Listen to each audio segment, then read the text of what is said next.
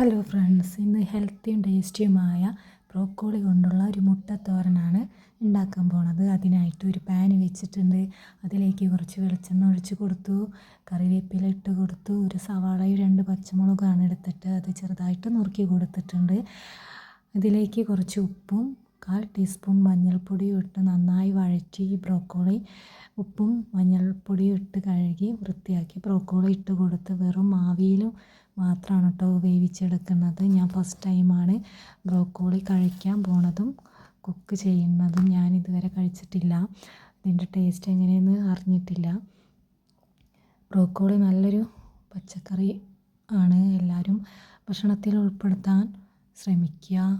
നല്ല വിറ്റാമിൻസും മിനറൽസും ധാരാളം അടങ്ങിയ ഒരു കലവറയാണ് ബ്രോക്കോളി എന്ന് പറയാം.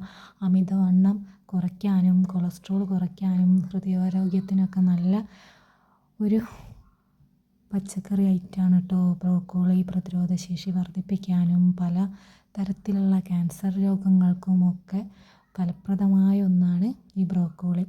എല്ലുകളുടെ ആരോഗ്യത്തിനൊക്കെ അടിപൊളിയാണ്. കാൽസ്യം ധാരാളമുണ്ട് ഈ ബ്രോക്കോളിയിൽ.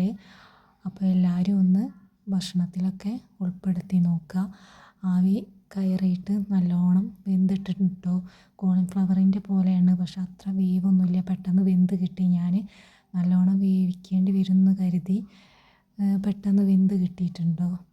ഇതിലേക്ക് 2 മുട്ടയാണ് ഞാൻ ചേർത്തിട്ടുള്ളത്.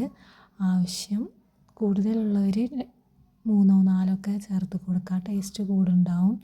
മുട്ടയൊക്കെ ഇഷ്ടപ്പെടുന്ന ആളുകൾക്ക് കൂടുതൽ ചേർത്ത് കൊടുക്കാം.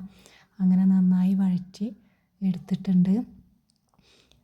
നല്ല അടിപൊളി ടേസ്റ്റ് തന്നെയാണ്. ഞാൻ കഴിച്ച് നോക്കിയപ്പോൾ എനിക്കിഷ്ടപ്പെട്ടു. അപ്പോൾ എല്ലാവരും ഒന്ന് ട്രൈ ചെയ്ത് നോക്കുക. കുട്ടികൾക്കൊക്കെ നല്ല ഇഷ്ടപ്പെടും. Thank you.